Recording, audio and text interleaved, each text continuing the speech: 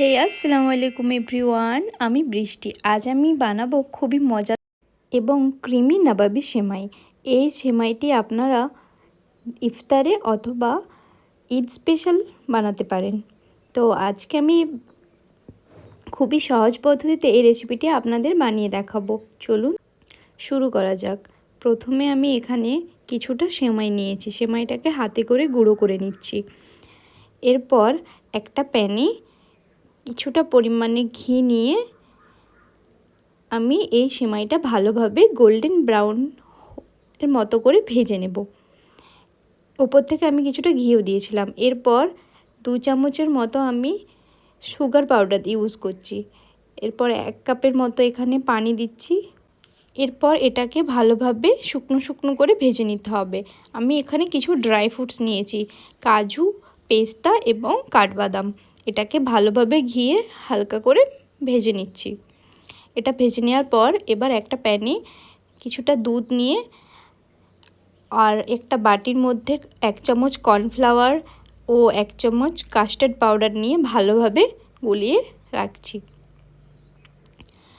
তারপরে দুধ যখন ফুটে আসবে, দুধের মধ্যে ওই কাস্টার্ড মিশ্রণটা আমি দিয়ে দিচ্ছি।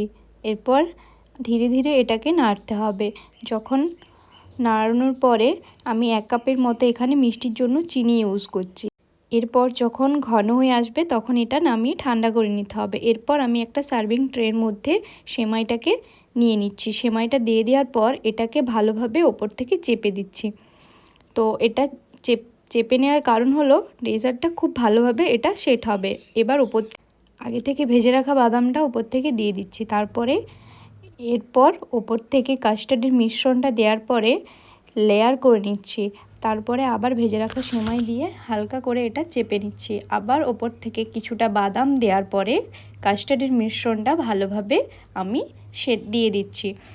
তারপরে এখানে ডেকোরেশনের জন্য আমি ওপর থেকে কিছুটা সেমাই দিয়ে দিচ্ছি। সেমাইটা ভালোভাবে দেওয়ার পরে ওপর থেকে আমি দুটো কাজু নিয়ে এখানে সুন্দর করে ডেকোরেট করছি। এরপরে ওপর থেকে আবার ড্রাই ফ্রুটস দিয়ে দিচ্ছি।